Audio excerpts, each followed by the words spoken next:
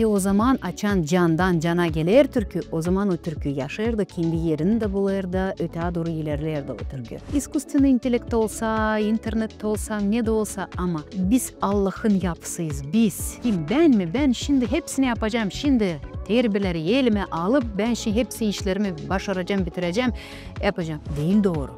Değil ben ama Allah'ın yardımından. Sizler çalarsınız. Bir kişi sadece saldı. Siz çalacaksınız mı? Bir kişi üçtür. Saymış beni, sevmiş benim türkülerimi, o gelmiş. İlk yaz açır gözlerinde, seni geldiysek dolaşma. Senden mamam dünnede, kimedir ta zor dayanma. Çalarak sansa dua edersiniz. Bakın kim geldi Yiğit Çoban podcastına. Людмила Tukan, anılmış Gagauz çalıcısı, muzikant. Hem biz çoğumuz biliriz onun anılmış türkülerine. Sana anam, babanın yerleri, hem başka türküler Gagauz dilinde, Rusya'da çalır. Şimdi bu işleri vakiteceğiz. Hoş geldiniz. Hoş buldum. Selamlıyorum herkesinize. Zaman hayır olsun. Selam Gagauz'a. Çok sağ olun, teklif ettiniz. Ben de çok sevindim bizim bugünkü buluşmamıza. Canıma tek bağlısın Gagauz yerin. Büyük kısmet düştü bana burada yerin. Kızların çiçek açar, kıvrak boylu oğulların. Hep bereket versin Ayozlu toprakları. Ayozlu sen kederles, sevinir sana herkes. Ay Georgi yordusu, malların koruyucusu. İlk yaz açır gözlerinde, seni geldiysek dolaşma. Senden mamamı dünnede, kimedir daha zor dayanma. Biz bugün olay edeceğiz müzik için, Doğru. türküler için. Nice Gagavuzların halkı bakır türkülere, ne rol var türkülerde, hem müzikada bizim yaşamımızda, hem ne olacak biz çalmarsaydık türkü, hem nerede çalmayırlar türkü, hem nerede, nasıl yerde çalırlar türkü, bu yerde de yaşamakta, öbür dünyada da. Böyle temalara bugün olay edeceğiz. Biz size soruş, siz yaşamın daha çok payını muzikada demeye çalışıyorsunuz, işleysiniz, çalıyorsunuz. Muzika o Gagavuz halkın kültüra kodunda var mı? Nasıl da yok? Ben böyle söyleyeceğim, hani ben bir Gagavuz kızı olarak çoktan zanaatlanırım müzikayla, Gagavuz müzikasından. Bunu lafla zor anlatma, bu candan gelen bir ses hangisi beni bırakmadı rahata. Ben kendim öğrendim medisina tarafında, bitirdim medisini. Ondan sonra ayırdım kendime yeni bir başka bir profesya, zanaatlandım, psikolog öğrendim. Ama o yılların arasında hep bir müzika benim ardıma geldi adım adım. Ben anladım, hani ben müzikasız hiç ilerleyemiyorum. O benim canımda, o benim içimde. Onun için isterim söyleyeyim, hani müzika bana dini. Ben kendim için söylerim, bana dini bir soluk. Onsuz ben yaşamıyorum hem de ilerleyemiyorum. Ben sanırım hani söyleyeyim böyle hepsi insanların adından. Müzikasız herkesine hem de hepsine zor. Niçin ki? Bir zor da olsa biz böyle knopkaya basıp müzikayı sesleriz, böyle bir ilinlik kabul ederiz. Ya da bir de yoğurtu, nerede de bu olsa müzikasız gene geçmeyer. Öyle kalmış, öyle olmuş, öyle Allah'tan bu iş kalmış bizlere, insanlara, hani müzikasız dünya sansın böyle daha biraz daha su böyle diyeceğiz. Onun için müzika istiyor bizim canlarımıza. Hesap aldınız mı hani geografiye bakarak kuzey, severный halklar, onlarda ta az çalıyorlar. Ta az öyle halk müzikası var. Bakın Skandinaviya. Kimde pek anılmış müzikalarından değil onlar. Elbette var kompozitörleri ama öyle halk beğensin, cidime çalma, her zaman bunu görmeyiz. Ama açın biz gideyiz ta güneye, na yug biz göreyiz, ta pek beğenirler. Bakın Balkanlar, Bulgarya, burada Gagavuzlar, Rumunlar, sonra kim? Gret Türkler, İtalya, sonra gideriz Afrika'ya, orada hiçbir şey türküsüz olur. Ben gittim Afrika'ya 2 kere. Yok neysinler, fukarelik zor yaşamak ama türkü çalarlar, seviyorlar, zeri türkü çalarak onu da yer problemlerінші adam, hem zorluklarınç. Hesap aldınız mı? Teşin Gagavuzlar daha çok kuzeye mi, olsa güneye mi? Bu Ben sanırım hani Gagavuzlar da türküsüz kalmıyorlar sanırım, hani sayarım da öyle, hani biz de böyle ta aşağı doğru bakınca biz de o insanların arasına katlarız. Biz Gagavuzlar şen insanlarız, çalışkan ama şen insanlarız. Onun için biz de türküsüz hiç kalmayız Gagavuzlar. Her bir yurtusuz da biz hep bir türkü çalarız.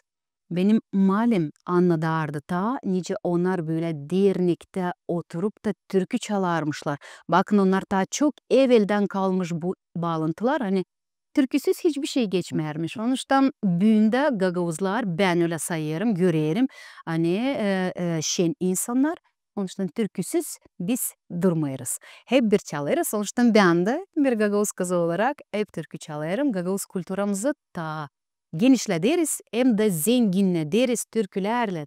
Hani bizim ardımıza da sonra kalsın. Neyse bizim kültürümüzde türküyle bağlı temalar. Bizde var folklor tesi şimdi Doğru. andığınız tema mahalleniz, anınız dernekte. Ben de tutayım hakkında.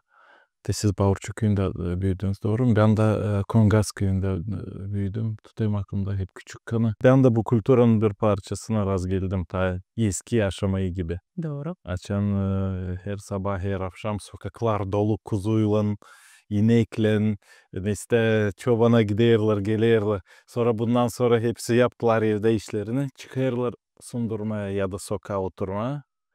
Ben var işittiğim sıkça türkü çalarlar. Babla, dadılar da var türkü çalıyorlar. Kışın evde oturup ne yapalım? İnternet yok, televizör yok, ne yok? İşte okuyalım bir şey. Kağıttan ya da Evangeliya'dan da okuyardı ya da türkü çalalım. Bu vardı bizde. Şimdi söylediniz, anlattınız bunları hepsinde, ben sanki böyle geri döndüm kendi yıllarıma. Ne zaman ben de daha küçüktüm de gerçekten şavukları da sündürerdiler. Böyle sıcak sobanın yanında yatardık. Vardı böyle pat toplanardı. Hepsi torunları. Mahallenin evde de böyle anam da babanın da yanında. Hepsimiz toplanardık birlikte. De ne kadar hepsimiz böyle birbirimize sığınardık. Da çok sıcak vakitlerdi. O kadar yüzlerim o vakitleri. Biz uşaklar sokakta çıkardık. Biz çok vardık. Böyle sokakta uşaklar Bir sürü toplanardı. uşak. Bir sürü uşaklar toplanardılar. Türlü oyunlar oynardık. Ne güzel vakitlarmıştı. Gerçekten de doğru söylerim. Bütün yürekten bu vakıdı özlerim ama sanki geri dönmeyecek bu vakitler. O zaman da doğru söylediniz. Komşu yukalar hepsi böyle toplanardılar. Kim böyle sıcak bir ekmek mi yapmış, kim böyle bir şey çıkarardılar. Hepsi de güzel vakıdı geçirerdiler. Ama gene de türküsüz bu vakit de geçmerdi. Çalardılar türküde. Orada böyle güzel yoğurtu geçirerdiler. Germançı, Rusaller, böyle yoğurtlar vardı insan arasında folklor temalarına bağlı. Bu türküleri de çalarla birlikte. Ne güzel vakitlardı, yüzlerimi vakitleri. Şimdi bizim uşaklarda böyle değil. Folklor o sonsuz bir Doğru. ses böyle bir motif, her bir halkın temeli onun folkloru. Ama siz estrada çalıcısınız. Estrada daha çok çalıyorsunuz. Estrada o daha çok cidden popüler. Bir güne ya da birkaç yıla böyle bir o dil öyle kötüleşmiş folklorda gibi. De siz nece buluyorsunuz balans folklor arasında hem de estrada arasında? Bu iki yol. Diyeceğiz, doğru söylediniz. Bu folklor o bir yol, bu da bir başka yol. Estrada o da bir başka. Ayrı iki yol diyeceğiz böyle. Siz daha çok estrada, doğru? Ben daha çok doğru söylersiniz. Daha çok estrada yolunda giderim. Ben çekittirdim kendi türkülerimi. Böyle daha çok gençlere savaştım, onlara danışma, gençlere dini olsun bu türküler. Ama o zamanlardan da bende böyle bir fikirdim. Ben isterdim açan biz toplanacağız Gagavuzlarla biri ortada olsun Gagavuz dilinde türküler böyle nice kadınca, karşı havası türküleri, hor türküleri nerede yakışacak sevindirme insanı, Gagavuz insanını benim türkülerimle. Onun için diyeceğiz onlar böyle народные песни ama gene de dil fit folklor. Onun için ben de biraz o tarafa da bir ortasının yosası savaştık onu. Siz değilsiniz kombinasyon olsun. Kombinasyon olsun doğru. Gençlere de yakın olsun, orta yaşta insanlara yakın olsun. Böyle bir şey, orta bir şey olsun. Onun için de böyle türküler oldular. Çekittirdim ben de Gagavuz dilinde böyle türkülerden ama sonra anladım hani sadece o yoldan yokunca gitmez sadece folklor temasından. Lazım böyle onları biraz karıştırma. Hani hepsine interes olsun. Çünkü ardımıza gençler gelirler, topuklarımıza böyle basarlar. Onun için biz lazım onlara da bir şey verelim böyle yosayısı birime. Hani onlara da interes olsun. Çünkü ben türkülerin, atırınla, türkülerin yardımınla savaşırım hani Gagavuz uşakları böyle dili unutmasınlar. Şiiri okuyincasına, bakıncasına, say şiiri okuyincasına hepsi laflar kalmırlar sanki böyle fikrinde. Ama türküyü çalınca böyle uşaklar, geriden gelen uşaklar ister istemez o kalır fikrinde böyle refreni uşak tutar akılsında. Onun için savaşırım türkülerin yardımının daha çok yaşatma Gagavuz dilini. Ki böyle bir fikir bende hem de böyle bir niyet bende vardı. Olur. Olur çok şükür. Çok şükür. Kim yaratır böyle güzel meraklı işlerden öz diline bağlanır da büyük kuvvet. Dili geliştirme, razvivat etme. Gerisi de dil bitmesin. Bu büyük bir kuvvet. Hem bu halktan aşıdan geliyor. Bu dil bağlı politikaya, bütçete, bilmem neye yok. Bu insan yaradığı canından başka insanın canına. Bu halk arasında anlıyorsunuz. Bu ta derin. Da bu kalıyor. Bu kalıyor her zaman. İstoriya değişili. İnsanın dili, kulturası öyle. Takılı da o işi bu pek önemli. Ben de Sağ olasın. Ben de mutluyum, çok kısmetliyim hani kendi halkıma dini yapabilirim neyse. Ben bu dünyaya geldim sanırım hani niçinsiydi.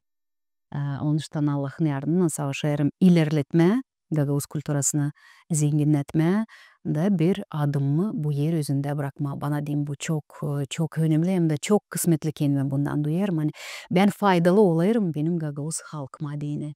Dediniz büyük kuvvet doğru o büyük bir kuvvet buna lazım koyulsun. Hani bu yoldan gitme, hani yaratma, yenilikleri bu dünyaya getirme.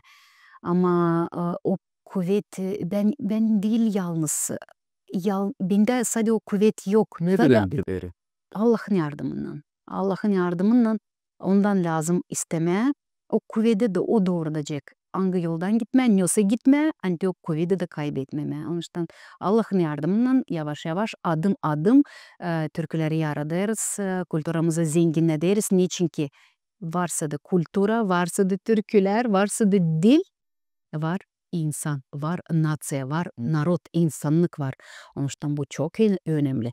Ben savaşırım. Ne var kuvvetimde savaşırım onları hepsini koyma Gagavuz kulturasına. Kim yazıyor lafları için? Bu böyle bir ayrı bir konu diyeceğiz. Kısadan başladığının toplama türküleri 2011. yılda. Bu çok zordu bir konu. Çok zordu bulma türküleri, avtorları. Ama ta o zamanlar da ince söylenirler kapıya vurunca kapı açılacak. O zaman da gezerdim, arardım. Nereden varınca da o türküleri toplama. Ama şimdiki günde, bugünkü günde bu kolay bir Zengin oldu. Oldu. Poeziyemiz, literatürümüz. Doğru. Daha çok oldu yazıcılar, daha çok oldu müzikacılar.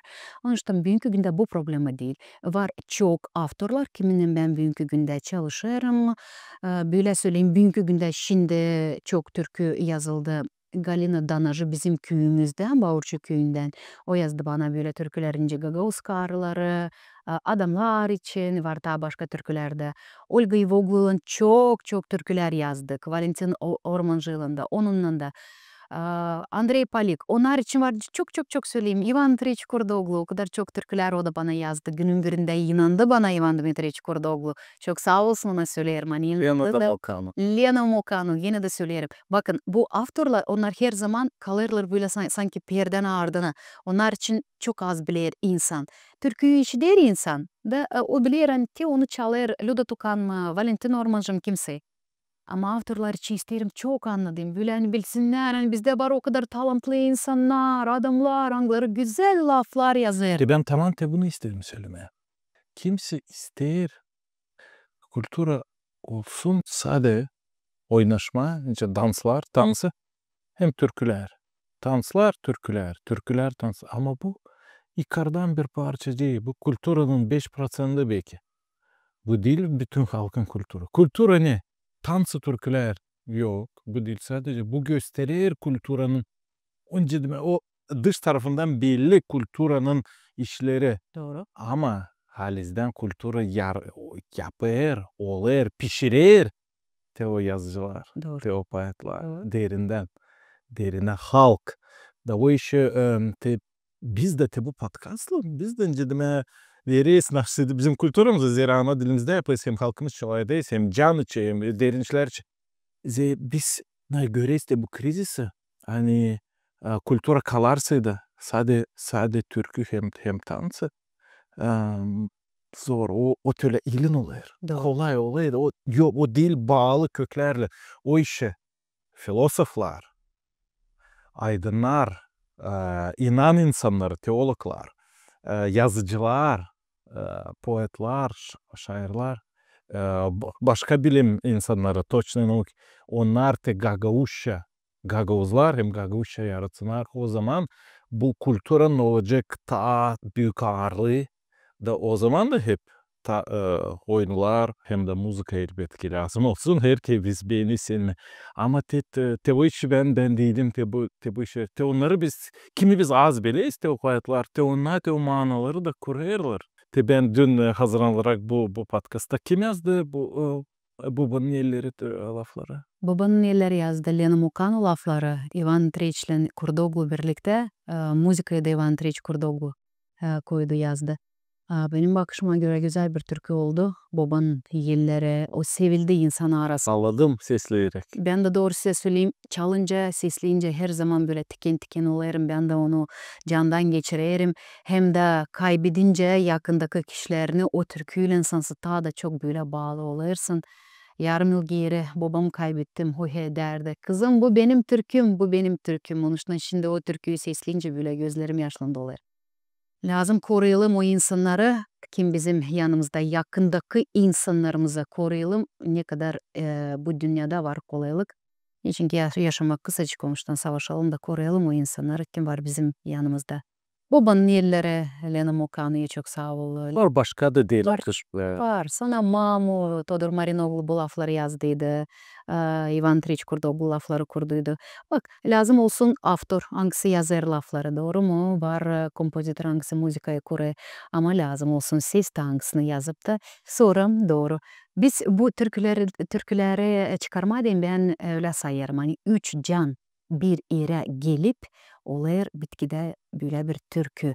Ne kadar can, ne kadar büyük bir laf Allah bize bağışlamış böyle bir kısmet vermiş bize insana can yardımıyla biz slav ederiz, söyleriz, birbirimize duygularımızı gösteririz. Sonuçta ne kadar canımız düğülecek, benim ne kadar canım düğülecek ben bir hep türkü çalacağım, savaşacağım, hep sevindirmeye kendi seslayıcılarımı da savaşacağım, tutma tenici dediniz bu kültürün ikarcını. Benim bakışıma göre bu avtorla tekincisiz dediniz ki bu insanlar hepsi kim tutarlar Gagauz kültürasını. Onlar böyle sanki evin bir fundamenti gibi olarak. Biz müzikayla kimse anlatılırız. Biz de böyle evin bir yörtüsü gibi olarak. Onun için hepsimiz birlikte. Birliksiniz ama bağlısınız. Bağlıyız. Bir yıl. Fundament lazım olsun kahve. Ondan sonra sadece ev çok duracak. Onun için bizde de sanırım hani Gagauzlarda bakın var çok talantlı insanlar. Doğru mu siz söylediniz? O adamlar var. Angları derin fikirli, derin manalı angları savaşırlar. Gagauzluyu tutma, yaşatma. Onun için onların yardımından bizde var böyle bir kolaylık. gitme, öte doğru yaşatma Gagavuzlu, tutma Gagavuzlu. Savaşma öyle yapma hani Gagavuz dili yaşasın. Bana dine bu önemli. Niçin ki bizim bak dedelerimiz, analarımız, babalarımız neredense uzaktan gelmişler. Onlar yaşatmışlar kaç yıllar Gagavuz dilimizi. Ama şimdi biz çok geçtik Rus diline. Ailelerde dalaydırs Rus dilinde uşaklardan ama gene de umutlanıyorum. Hani savaşacağız biz analar, babalar ailelerde yaşatma Gagavuz dilini. Bilelim hani biz Gagavuzuz. Da. Siz meraklı dediniz. Yani candan Allah verdi bize can. Biz de o candan da yaradarsaydık bir şey o diyecek başka insanın canına. Doğru. Sen sevinersin. Ne duygu sen duyarsın yaradarak bir şey. Hep o duygu da insan sesleri kokuyarak Evet. bakarak hep onu duyacak. Bu bir sekret gibi. Sen bir impuls gibi yaradırsın. Da o diyecek başka insanın canına. Sen onu cansız yaptısaydın hızlı de öyle de değmeyecek. Demeyecek. Siz de dediniz искусственный intelekt yapılı akıllın Yapılı varınca mı türkü yaratman yapılı akıllın varınca olmalı. Ama diyecek mi o insanların canına? Benim şu bir yeni türküm başarılandı çıktı bir videoda ona çektik. Şimdi burada anlatayım da. Bakın Sifte ben böyle bir şey peydalandı benim yaratma yolumda. Lafları yazmış bizim köyden Sergey Garço ama bugünkü günde var böyle bir kolaylık. İskусственный интеллект dediğiniz bir yapılı akıl. Onun yardımından bu laflara kurulmuş bir müzika. Çocuk bana bu türküyü gösterince sesledim. Sesledim de bir tarafa onu koydum. Sonra biraz daha düşündüm. Lafları dürttü beni orada öyle güzel laflar. Я хочу домой, Baurçi.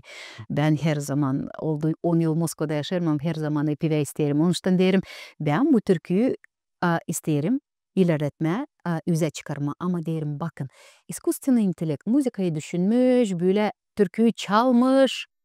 Ama yok orada can yok duyulmuyor. Onun için aldım. Müzika tertipsini yaptık. Ivan Kit. Moskova'da o çocukken çalışırız birlikte. Şimdi müzika tertipini yaptı. Ondan sonra sesimi koyunca böyle türkü sanki bir soluklandı. Niçin ki bakın искусственный intelekt olsa, internette olsa, ne de olsa ama biz Allah'ın yapısıyız. Biz de bizim canımızın yardımıyla biz ne kadar çok işler varınca yapalım. Bu büyük bir kısmı. Da biraz ince zanaat, искусство. İnce zanaat o senin canının işlersin. Saydım. O değil sadece fikir. Fikirin de elbet ki var bir payı. Doğru. O bir formaya çıksın. Ama canının işlersin. Hem bu pek meraklı. Müzika her zaman insan isteğinde inanını gösterme Allah'a. Orada olacak hep müzikada. Biz okuyuz Biblia'da ta eski bağlantıda çiftlerin hramında vardı orada Yerusalim'de. Orada hep türkü çalarlar. Sonra David, Padişah David, prorok, büyük an olmuş. O yazdı koca kağıt var Biblia'nın bir payı. Psalmı. O bu halde inan türküleriydi. Çalma diyene o yazıyı çalma, sabahleyin çalma, akşam çalma, çiftlerin hramında o değil kilise gibi ama bu nerede onlar dua ederler. Da sonra de bu gece türküsü gece uyanıp dua ederim da arfasına alıp duasını müzikaya koyup Allah eder. En güzel.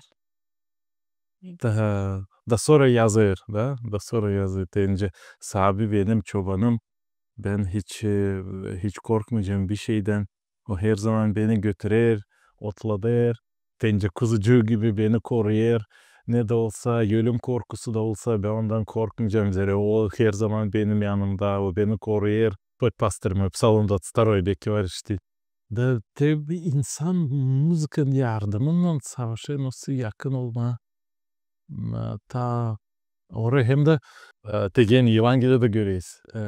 Biblia'da. Hani gökte de var müzika. Gökte var müzika. Откровение, Apokalipsis kağıdında nerede Yuvan yazıyor ne olacak bir dünyada. Allah ona göstermiş bir parçacı. Ne orada gökte oluyor da o yazıyor hani orada her zaman ayızlar, sonra melekler, Sonra orada şaşılacak öyle hayvanlar dolu gözlerini hani zor fikirinde anlama ne o isteği söyleme nice onlardır. Onlar her zaman bitkisiz çalarmışlar türkü. Ay olsun, ay olsun, kutsalsın, ay olsun, Allah kurtarıcı. Sonra türlü de orada her zaman müzika. Sonra kurtulmuş insanlar kimin anardı Allah'a Kristos'a bütün yürekten orada gökte gidip gene çalarmışlar. De bu şimdi teşin biz burada alaydık. Orada gökte hep bir müzik. gider müzika. Oluyor. Da kolada. Te var kolada. Rождество. Kolda yortusu uşaklar çalıyor türkü. Nice deme. Kutlayırlar da sevindirirler.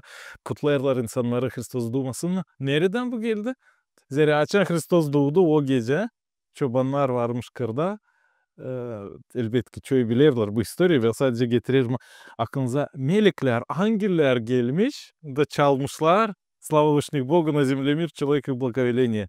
Hani metineriz Allah'ı uygunluk, uygunluk geldi bu yere de hepsi insanlara Allah'ın iyi istediği geldi. Demek melekler çalarmışlar türkü. Bir hor varmış. Ve şimdi biz türkü çalarak derin türküler, candan türküler gelen bizden cidime bağlanırız. Te bu candan gökteki tradisiyle. Doğru. Bu candan gelen türkü savaşır, dürtme übür canın tellerini. Te benim büyüle işim. Ben gelince insan arasına nerede beni sesleri insan, konsertim olsa, bir şey yortum olsa ben savaşırım. Sevindirme insanı ya da dürtme onun can tellerini o böyle bir yavaş türkü olsa.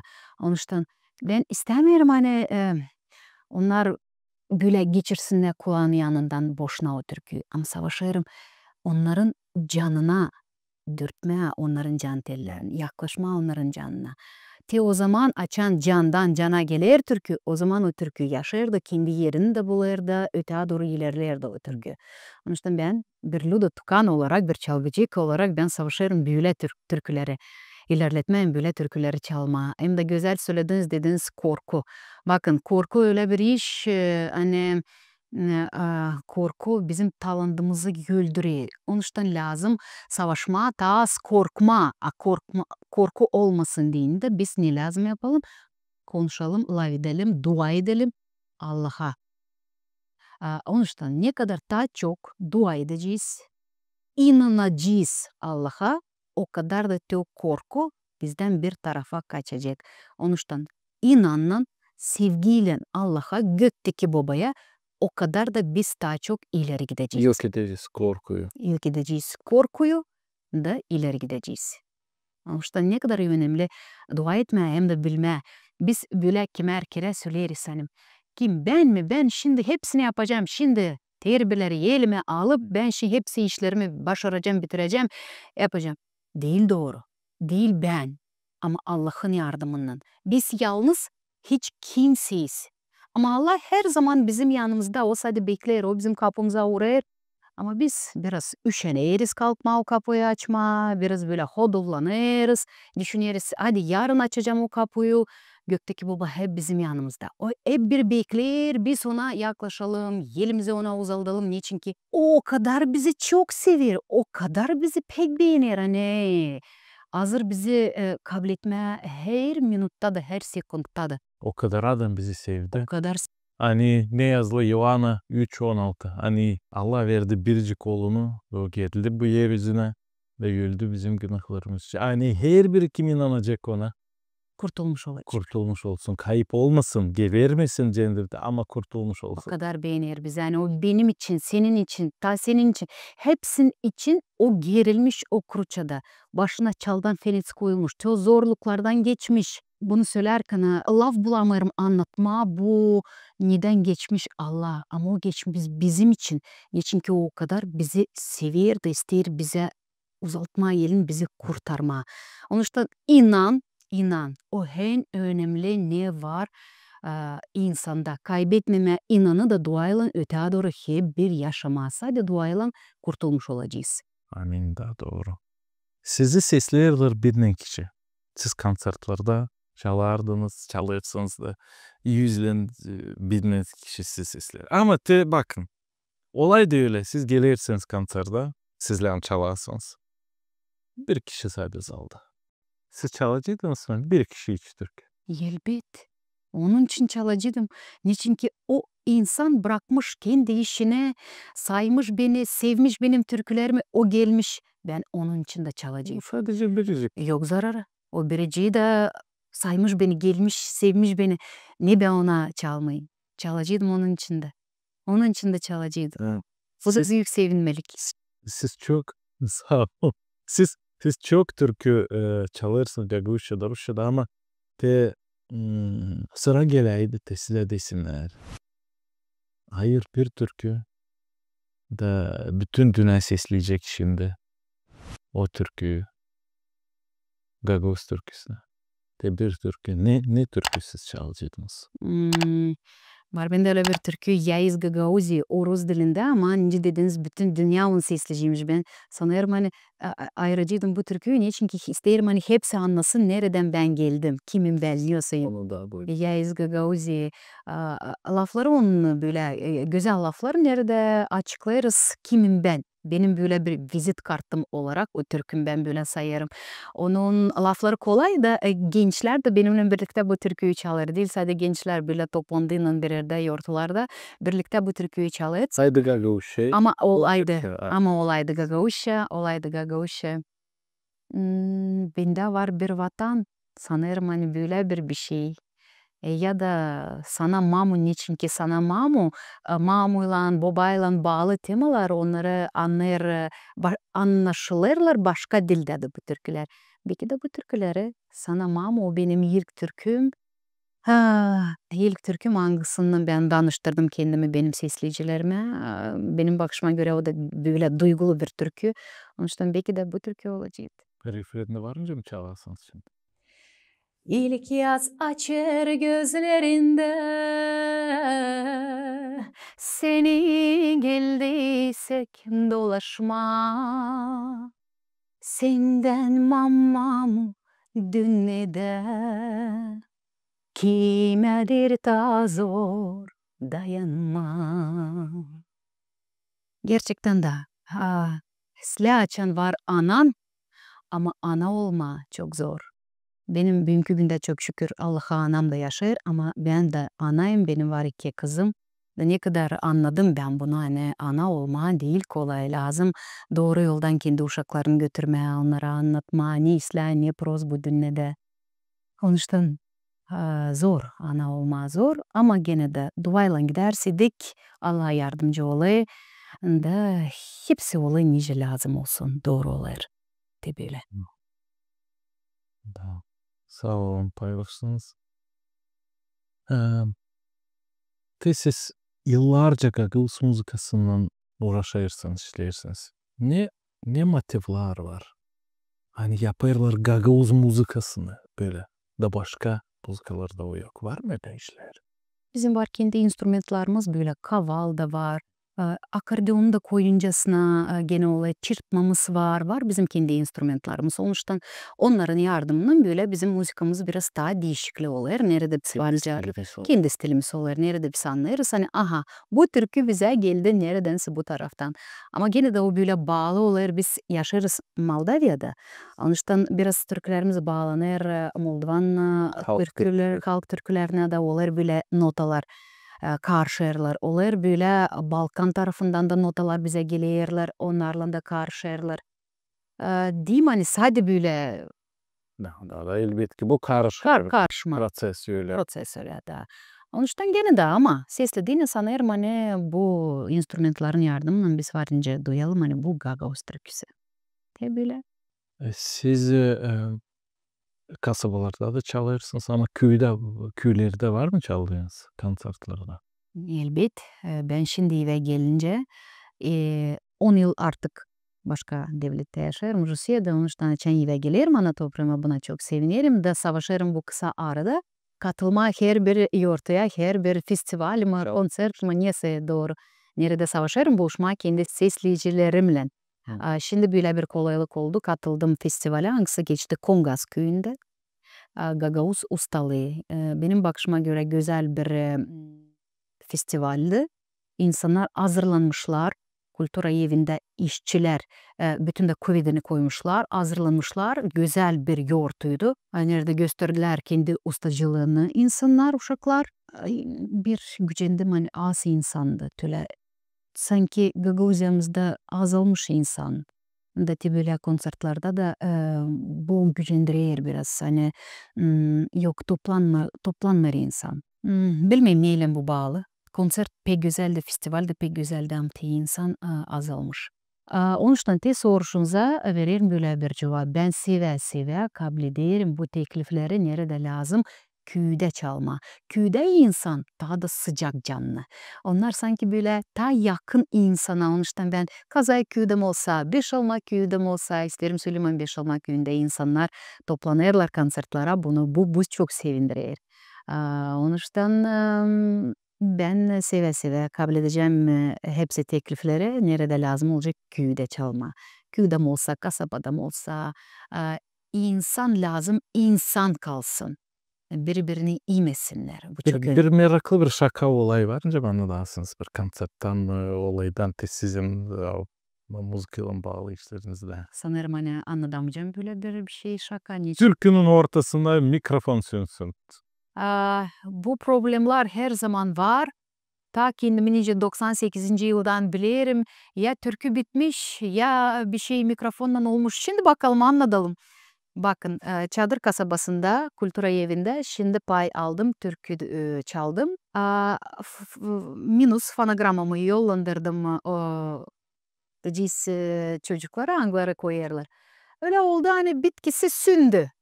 Türkün bitkisinde lazımdı ben ta çalayım. Türkü bitti anlamadım. Koptu böyle bir bağlantısı. Kaldınız bitti. müzikasız. Ben kaldım müzikasız ama bakmayarak hani ben müzikasız kaldım. Mikrofon benim elimde. İnsan bakar sana seslersin. Ben ötedir hep bir çalıyorum. Onun için en önemli bakmayarak hani müzika biter. Lazım öyle kendini yele alıp da ötedir başarma. Kendi işini insanı sevindirme. İnsan anlamasın. Ne de olsa bu kalsın perden ardında. Dil lazım. İnsan dil lazım görsün. Yani sen hastaysın mı bir şey? Senin böyle keyfin büyün değil yüksek orada. Senin bir şey problemin var mı? Sen büyün böyle negatifle doluysun. İnsan bunu da lazım görsün. Sen scenaya çıkınca sen artistsin. Sen lazım öyle işini yapasın. Öyle lazım insana bunu getiresin. Yani insan sevinsin. Çünkü bizim işimiz, bizim niyetimiz insanı sevindirme. Anlaştılan ne de olsa ona lazım kalsın bir tarafta. Kapının öbür tarafında gelince lazım göstermen. Sen çalırsın, sen işini bilirsin. Hem de sevindirirsin. Yürekten işini yaparsın. Gene dönelim biraz filosofiya, literatüraya, derinişlere. Karıştıralım bunu da. Doğru. Bu şey meraklı üzere. Ne olacak? Ne olacaktı eğer insan türkü çalmaydı? De var ya biz hipotetik öyle düşünelim. Hal bir yer nerede çalmayırlar türkü. Ya da peki kimse de ister olsun müzikanın türkü. Ama olmaz. Olmaz. Zakona göre çalarsa türkü tutarsaydılar ceza. Ne türlü olacak o devlet, o halk? Karanlık olacak. Benim bakışıma göre böyle çok güzel olacak, çok soğuk olacak. İstemiyorum böyle bir şey olsun. Ne olacak biz bilmeyiz. Niçin ki Şimdi öyle böyle taşlar gibi. fantastika gibi düşünelim. Ama istemiyorum böyle bir şey olsun. Niçin ki gene de müzika canlarımıza hisseder. Canlarımıza böyle bir şey söyler. Müzikayla bir slav ederiz. Sonuçta istemiyorum böyle bir şey olsun ama sanırım öyle bir şey olardı. Ne söyleyeyim? İşler bir iş olmayacaktı. İnsana bundan olmayacaktı fayda. Onun için müzik olsun her zaman olsun müzika her bir yerde, bütün de dünyada. Böyle de bir saat bize gelmesi. Ceza bize koymasınlar bunun için. Korkunç bir olacaktı, doğru mu? Bir Çünkü dedim ya karanlık olacak. Karanlık hem korkunç bir yer olacaktı müzikasız. Doğru. Bilirsiniz var öyle bir yer. Var mı? Ya bakalım açıklayın. Ya bilmeyelim. Cendem mi? Sende. Burada yok müzik. Orada biri çalmıyor. Orada çok zor. Öyle Evet. söylenirler. De bakın gökte Hristos yanında her zaman müzik. Şimdi orada yok müzik. Yok türküler. Görüyorsunuz ne? Yerde de hep nerede durgunacak. Bu sevinti, bu müzikle bağlantı, türküyle insanın canı açan bitecek soluma. O da o yer başlayacak kendime benim. Diye bakın. Doğru. Da zorluklarda da müzika, türküler, meraklı türküler, demek canla bağlı türküler, yaratıcı, inan türküleri de var. İnan türküleri çok, o da pek meraklı bir janr. Gagozlarda vardı bu, hem de var. Doğru. Da onlar her zaman bu janra yardım eder insanlara zorluklarda. Dilçok'tan okudum Evangeliye Deyan Apostol orada. Pavel hem Sila, Apostol Pavel hem Sila onları kapamışlar kapana. Makedonya'nın baş kasabasından sonra. Filipi kasabasında kapamışlar kapana.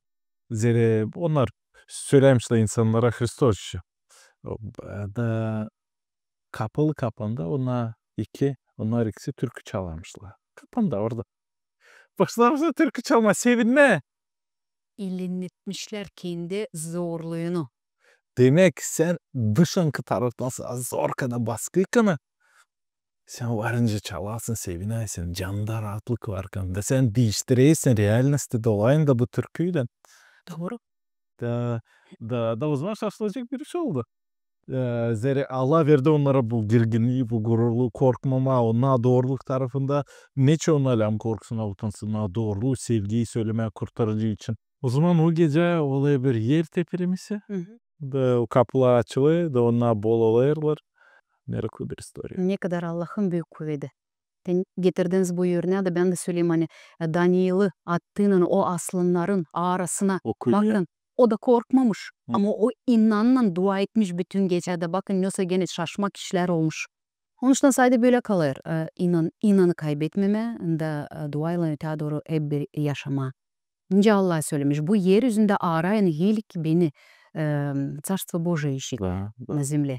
Onun için Allah bizde olursa da ilk yerde öbür işlerimiz bizim hepsi olacak kendi yerinde.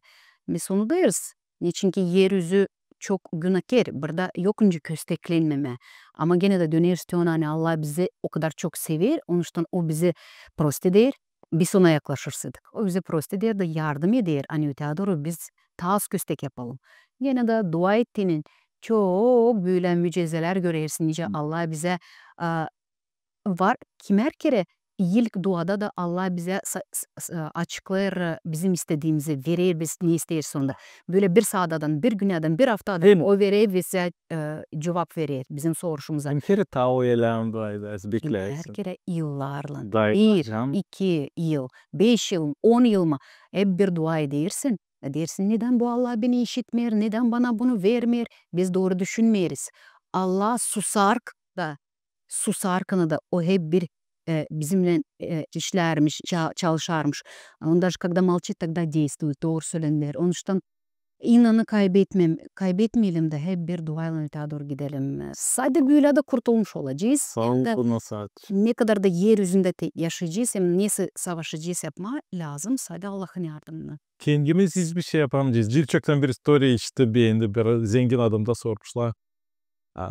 Sen nice milyoner oldun ya. Doğru. Anlat önce sen milyoner oldun. Anlatsana o sekreti. Dedi ben küçük işten başladım. Dedi ben satın aldım 1 kilo alma. İlk adımını sildim, güzel koydum bir korupkaya, çıktım panayıra sattım. Sonra o parayla aldım 10 kilo alma. Yeni ilk adım onu güzel sildim, koydum korupkaya, güzel kağıtlar için. Çıktım panayıra sattım. Bundan sonra öldü benim çüçüm, uyçum sizden değil. O pek zengindi. Da o öldüğünün bıradı bana $1 milyon. Da o zamandan sonra ben de milyoner oldum. Bak. Abi o gücü düşünmemişler ne olacak? Bu historianın manası ne? Sen almazsan ne kadar istersin. Doğru. Ama lem olsa dışından bir kuvvet hani sana daha da çok yardım edecekti, o Teklisi. daha desteklesin, yardım etsin. Evet. Zira kendi kuvvetiyle bir şey yapalım ama bu yeryüzünde de zor. Doğru. Ama can soruşlarında kendin hiçbir şeycik yapamayacaksın. Biz sadece ona bağlıyız. İnce Türklerde lütuf, bu güzel bir благодать, lütuf ya da iyi vergi, iyi sözlemek. O veriye bize bu iyi vergisini affeder bizim günahlarımızı. Biz kendimiz yokunca kendi kendimize affedelim. Sadece o varınca bize affetsin, versin yeni umut, sevinmelik, rahatlık. Daha yeni yaşamak. Sizin türküleriniz de ben tabii hesap aldım. İnce zanaatçı okuyarak. Ki sizin türkünüz ne demek? Ana içi, baba içi, vatan içi. Ama orada yok laf, inan, Allah, Evangeli, can yok. Bu laf yok orada. Ama bir Peterburg'dan bir filozofun ki adını Dilçuk'tan okudum. Baçinin adı. O ta yaşay. O söyle yani her bir iyi derinden kaliteli качественно yazılı ince zanaatta в качественном произведении искусства. Orada var внутренняя трансцендентность текста. Her bir tekstin içinde var Allah için bir şey. Belki orada yok, onun içi açık ama saklı. Onun için ince de между строк sıraların arasında Var. onun atmosferası var. Zere yaratarak ana içi, çalarak o ana içi. O poet sonra siz çalarak siz ya baba içi, ya vatan içi. Siz ta derin işler cidime diğersin canınız da hep geçirirdi bu işi de insan sesleyerek anla yani burada pek derin, burada önemli. Bu var sizde. Siz çalarak sansa dua edersiniz. Ve hesap aldım sizde. Hepsinde değil bu iş. Sevindirdiniz beni, çok sağ olun. Bilir misiniz, bu yılların arasında çok kere böyle köstek olardı. Yerlerin böyle indirerim derdim. Artık bırakırım bu yolu. Niçin ki bu yoldan zor gitme, değil kolay gitme. Niçin ki lan bulmak elinde çok kuvvetince de ilkten daha söylediğinizde. Hani bu yolu ilerletme, yaratmak yolunu. Onlar çok köstek her taraftan. Finans tarafından da, böyle moral tarafından da. Çok iyi düşünürdüm. Artık bırakırım hepsini. Все, bırakırım. Dil lazım. Ne için yapayım? Kime dil Bıktım. yap? Dildi Yettisi yetti. yetti doğru. Sanırım hani bu bir dil faydalı bir iş. Öyle çok iyi düşünürdüm. Ama sabırınızda böyle periyotlar var. Doğru. Onlarsız da Doğru. yaşamak oldu. Ama sonra sanki böyle bir iki günden sonra dinlemekten sonra ben bilmiyorum. Böyle bana gene gelerdi bir fikir mi, böyle bir çan sesi mi gelerdi yukarıdan bana derdi. Kaldır kendini de git öteye doğru. Yani bakın siz de şimdi burada sanki böyle bir şey dürttünüz benim can tellerimi. Niçin ki dersiniz türkülerin yardımıyla dua edersiniz. Sanırım hani o fikirde o çan sesi de bana yukarıdan gelerdi. Belki Allah beni onun için getirdi bu dünyaya. Hani ben de türkülerin yardımının böyle yaklaşın kendi Gagavuz halkıma. Biz saatler sanırız hani bu yük değil bizim kuvvetimize göre. Не по силам нам. Ama gene de dönüp de Allah'ın lafına bakın, o önce Mayse'ye de demişti. Yani Mayse'yi al kalk, sen lazım bu insanı İsrail'den çıkarasın. Mayse ne kadar fikirli bir adammış da ama o da nasıl demiş ona geri. Yani, korkma diyorum, Allah'ım ben bu işi yapamayacağım. Önce ona Allah demiş. Nasıl yapamayacağım? Ben dediysedim. Sen orada dil lazım lafını ikircime canını getiresin. Ben dediyseydim o iş mutlaka olacak. Ben olacağım seninle. Ben seninle her saat her zaman olmuştu. Bu iş olacak. Al da yap. Ben de sanırım hani bu laflara göre ben de sonra kendi gene böyle kuvvet bulardım. Düşünerdim hani gene de ben bu türkülerin çalmasının prost hiçbir şey yapmıyorum. İlerlerim hem de giderim. Onun için benim de çok şükür Allah'a hani var böyle bir kolaylık. Bağışlamış bana böyle bir ses. Doğru ki belki düşünelim sesim olaydı böyle ta yüksek mi, böyle ta kolaylıklar büyük olardılar. Değil. Bakın ben bir anladım. Var öyle. Ben bir anladım. Hani şükür etmeye lazım. Ne var? Bugünkü günde bunu kaybetmeme. Onun için çok şükür Allah'a ne var bizde bugünkü günde. Hani o bana bağışlamış böyle bir talant, böyle bir ses de sesin yardımıyla ben kimisi de belki yıl açılayırım, kimisi sevindirerim, kimisi böyle belki bir nasihat gibi olayırım, böyle bir benim türkülerin yardımıyla belki o bir şey hakkısından getirir böyle İslam'ı. Onun için ben isterim faydalı olma bu dünyada. Niçin ki istemiyorum Allah'ı gücendirme da faydalı olma. Ben ta подростоктым. Tırmakımda ta 10 yıl, 15 yıl geri aşağı yukarı bu iş oldu da. Babamda kovan var, arı. Da erken sabah bir kere dağa giderdik konuları geçirme. Da geri gelerek saat 7-8 sabah maşinada gideriz. Radyo, GRT radyosu işler. Sizin türkünüz başladı çalma. Babanın elleri türküsü. Benim gözlerim yaşlandı baba. Bakın babam da yaşlarını siler. Demek var bir şey söyleti derin Allah'tan. Açam. Sen kendi babanı da getiresin akıldan. Sonra gökteki babanın ellerini de hani yaratır. Tutar bütün dünyayı. Bizi dayanır hepsimize. Yıldan ta öteye doğru ben anlarım hani türkülerin de yüze çıkması için lazım dua etme. Ben de isterim Allah'tan ama bana versin öyle bir fikir, yardımcı olsun hani yeni türkü çıkınca doğru bir türkü olsun onuştan. Ta gençken bu işlere pek bakmıyoruz, öyle hesaba pek almıyoruz sanırız. Gene de değil mi? Biz kendimiz hepsini yapacağız. Ama yıllar geçince biz anlarız ne kadar biz kendimiz kuvvetli değiliz. Sonuçta Allah'ın yardımından saydı duayla peydalanır yeni türküler, angları sevindirir insanları. Gençken şov tarafına daha çok akcent. Doğru. Büyüyen olarak pişerek daha çok derinle. Siz işte ben de pek benim Fransız çalgıcısını Edith Piaf. Sizin sesiniz ona benzer bakılsa siz Gagavuzların arasında Edith Piaf'sınız. Ben pek benim onun türkülerini Fransızca gibi. Kimse söylüyor. Rien, je ne regrette rien. Şeyden biliyorsun. Yok o türkü.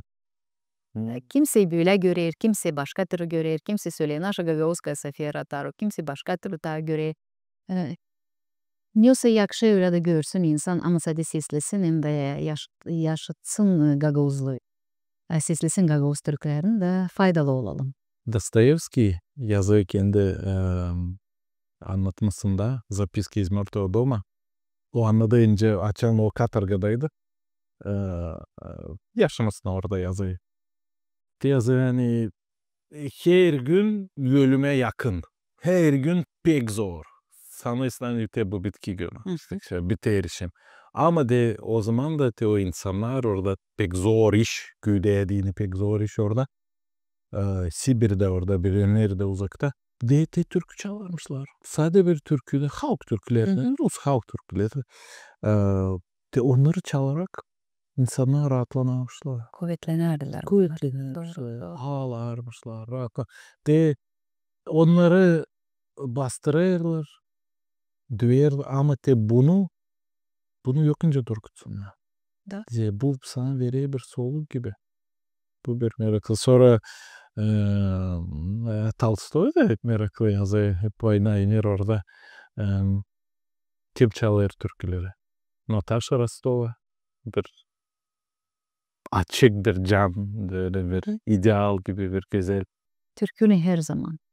Her zaman türküyle. O kolayla der.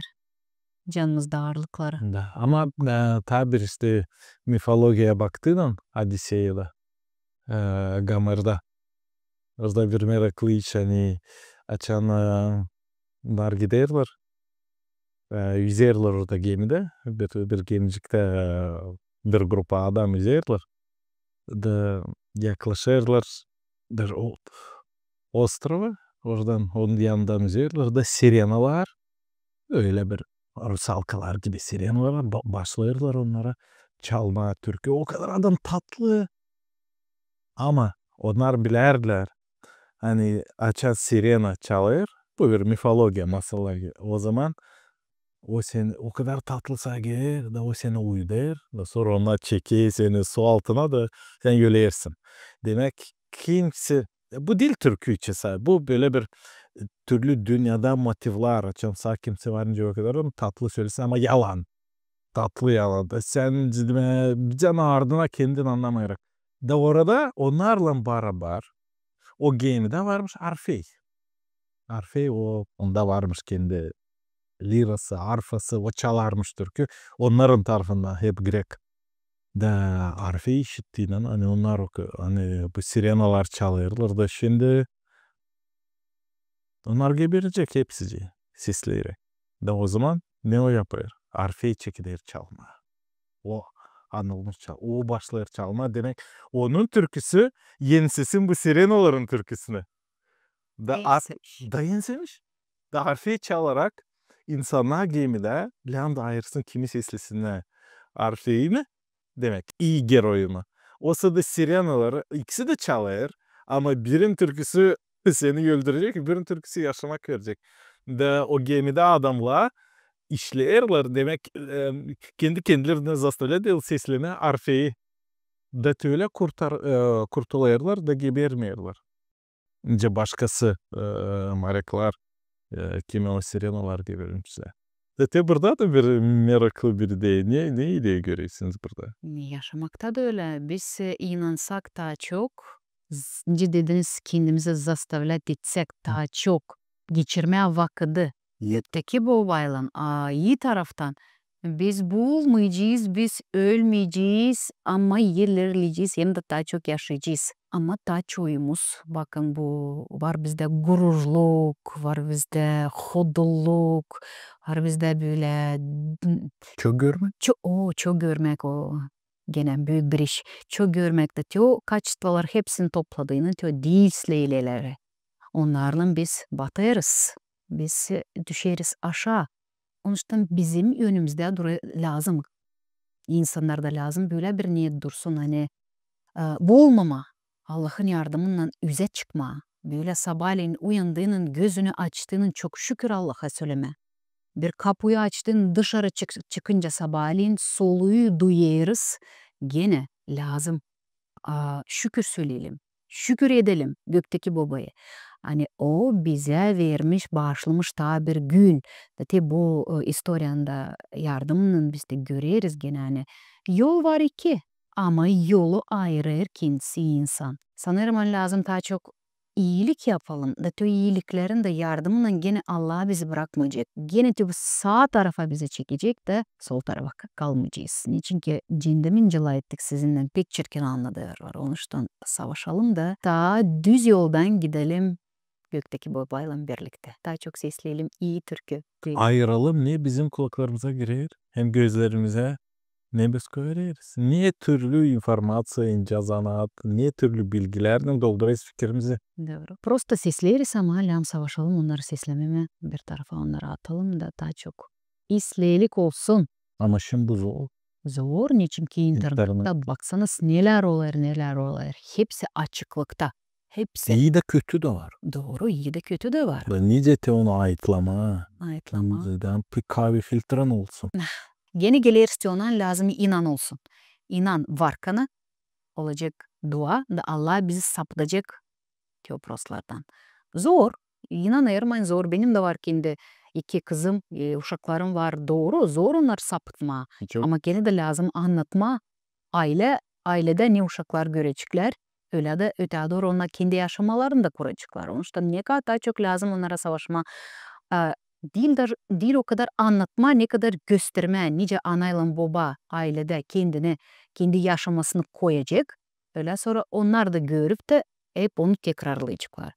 Sonra çok anayla babadan gider çekitmesi oluyor. Lazım savaşma kendini proslardan bir tarafa çekme.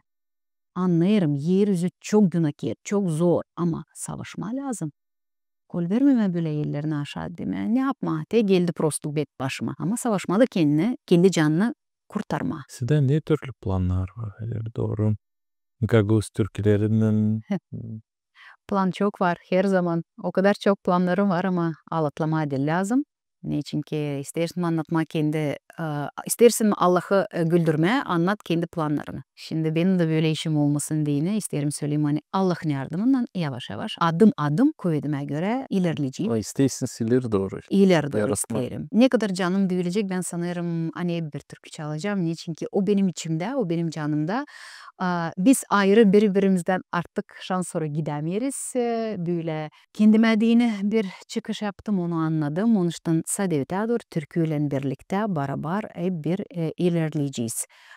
Şimdi bugünkü günde artık yetiştim 10. albüm toplumuna. Bu albüma din toplarız yeni türküleri. Binde bir niyet, hani yaşatma Gagavuzlu, yaşatma Gagavuz dilimizi. İnsan hangisi yabancılıkta bulunur onları sevindirme. Çünkü orada yabancılıkta nerede de Gagavuz halkı olsa onlar yüzlerler. Yüzlerler bizim daha da çok yüzleriz bu Gagavuz kulturasını da, Gagavuz türkülerini de, adetleri de, emekleri de diyeceğiz böyle. Onun için savaşırım bu işle böyle biraz daha kolaylatma o insanların yaşaması hangisi bulunur yabancılıkta. Onun için öte doğru videoklipler mi, çekimler mi ne de olsa ne var benim kolaylığında onları hep bir yapacağız, hep bir yaşayacağız. Böyle sanırım hani ama hepsi lazım olsun duayla. Kimer kere böyle düşünüyorum. Allah'ım nasıl dua edeyim ya, ne söyleyeyim de işidersin beni, işidersin de yetişelim biz doğru bir çıkışa. De lazım bu işleri sormadı. Bu cevabı, bu soruşu Allah'a dil lazım sorma. Niçin ki o bize önce söylemiş. Gir içerine, kapa kapını da dua et. Hey göklerde olan bizim babamız. Sonuçtan o bizi işidir her yerde, nerede de biz olsak. Ama sadece lazım olsun bilir misiniz? Duamız olsun. Aliz dua olmasın böyle önce лицемерие. Ben duacıyım ama yalnız da kaldığın dua etmeyiz. Dudaklayın söyle. Dudaklayın. Fikrin yüreğin uzak. Doğru, yürekten. Hepsi yürekten dualar. Onlar mutlaka yetişirler gökteki baba. Onun için ne kadar çok dua edeceğiz, daha çok uz yoldan gidebileceğiz. Ve öbürü bizi sapıdamayacak, kösteklemeyecek. Teoprosluklar, daha solacıklar. Da. Ve böyle. Ne güzel söylediniz. Sizin türküleriniz, Gagavuz türküleriniz daha çok ne temalara? Öyle bir ara oldu benim yaşamımda. Hani çok türküler oldular. İnce temayla bağlı. Bakın böyle nice ayırdık temayı. Küçüklük teması. Uşaklara deyin bizim. Küçücük Gagavuz uşaklarına deyin. Küçüklük temasından bağlı türkü. Sonra ben pek isterdim bizim bu yortulara deyin. Nice Hederles, Kasım yortusu, böyle büyük Gagavuz yortularına deyin de adanmış türküler olsunlar. Hederles türküsü var. Doğru, o da var. Hederles türküsü, Kasım türküsü. Ben kendim Bağurçu köyündeyim. Onun için Bağurçu köyüme deyin de bağışlanılmış var böyle bir türküm nice. Bağurçu. O türkü pek çoktan benim yaratma yolumda artık var ama bugün yaşar. İnsanlar yaşadılar bu türküyü. Bağurçu türküsü. Sonra böyle bağışlanıldı. Öğreticilere dini bir türkü. Sana öğreteceğim bu türkü de var. Bir gücendirir beni. Hani ben o türküleri çalamıyorum. Niçin ki onlar bağlı mahsus yortulara değil. Öyle mi? Bakın gelmiş öğreticinin günü ona dini o zaman sadece lazım çalınsın. Ya da var böyle bir türkü Cengi istemir vatanım. Onu da yılda bir kere sesleriz. Sanki var böyle bir albüm toplumu. O türküler anglarını biz yılda sadece birer kere sesleriz. Ama gene de sesleriz. Öyle türküler de lazım olsun. Angları bağışlanılmış mahsus böyle yortulara deyin. Hederles Kasım sana öğreteceğim. Küçüklük teması. Ana baba. Ana baba temaları. Ama gene de bakın o temalar hepsi bağlı sevgiyle. Yeryüzü benim bakışıma göre yeryüzü durur sevgide, sevgiyle durur. Hem de bu türküleri seslediğinin biz var nice görelim. Seslediğinin hani kırmızı çizgiyle böyle. Kırmızı çizgiyle her bir türküde, her bir şeyin arasında sevgi. Sevgi olmasa hiçbir şey olmayacak. Sevgiden başlanır hepsi çekilir sevgiden.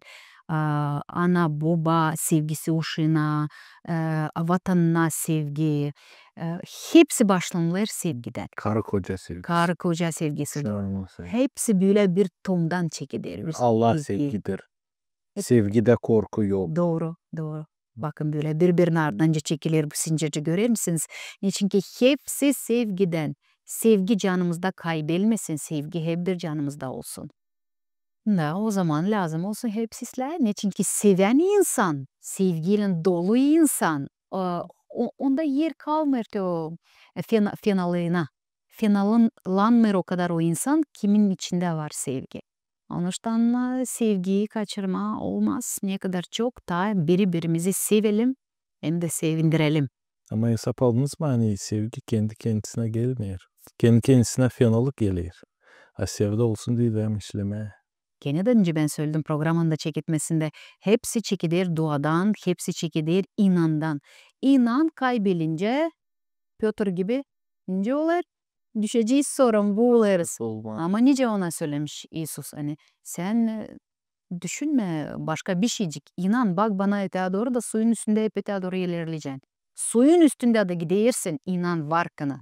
Anlaştan inanırız, inanı kaybetmeyiz, duayı deriz, sevinmelikle öteye doğru gideriz. Türkü çalarız ne çünkü türkü de bakın ne kadar bize yeni soğuk canımıza verir.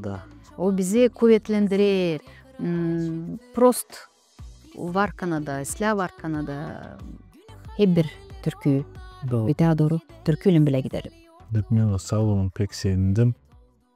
Sizinle bu podcast'ta yapma. Biz bugün laf ettik birkaç meraklı tema. Müzikanın rolü için Gagavuz halkında biz laf ettik. Sevgi için hem can temaları için Gagavuz müzikasında biz laf ettik. Ne olacak biterseydi türküler hem müzika hem ne yerde yok müzika ne için orada yok. Nereden gelir ilham, tahnaviye, yaratma dini güzel işleri. Yaratıcıdan, Allah'tan, Hristos'dan, onun oğlundan. Hem de biz vakittik sizin türküleriniz için aldım, çok fayda aldım. Yeni işler öğrendim. Hem de duygulandım da. Zeri sizin laf ederek hep sansa sizin türkülerini de seslersin. Da sağ olun sana geliniz YouTube'a kanalına. Sevgili seyirciler yazılın. Koyun like, yazın komentari, sorularınız varsa yazın, utanmayın. Paylaşın, var o da öyle bir kopçacı repost. Niçin? Daha çok insan görebilsin Gagavuz dilinde videoları YouTube'un kanalında derin işler için. Ana dilimizde can işleri için, literatüra, filosofi, historia, ince zanaat işleri için. Ben de çok sevindim gerçekten. Bütün yürekten sevindim bizim buluşmamıza. İsterim hani öteye doğru sizin podcastınız, sizin işiniz ilerlesin. Sağlıkta olun, ayakta olunuz, yeryüzünde olsun. Usulluk da ben de hep eve gelebileyim, ana toprağıma gelebileyim. Nerede sizinle birlikte böyle anlatacağız bizim seyredicilere, sesleyicilere. Neler biz yaparız, neyse türküler çalarız, neyse savaşırız, ilerletmez, sevginin yardımından, Allah'ın yardımından hepsini öteye doğru, hepsini göstermeye de böyle paylaşma. Usluluk olduğun yeryüzünde olacak uygunlukta, ailelerimizde de her yerde olsun. Hepsi islah, hepsi insanlarda. Unutmayalım hani birbirimizi dağlama dil lazım, çok görme dil lazım. Bu proslukları, bu fenalıkları bir tarafa atalım da bugünkü günde varkana böyle kolaylık hep bir dua edelim, duaya gidelim. Gökteki babayla Allah'la bile, İsus'la bile kol kolla yolumuzu ilerledelim. Unutmayalım hani biz yalnız hiçbir şey değiliz. Sadece gökteki babanın yardımına. Hepsi olsun, hepsinde ıslah, çok sağ olun. Gene de çok sağ olun, çok sevindim bizim buluşmamıza. Sağ olun Людмила. Kaldı sağlıcakla. Sağlıcakla.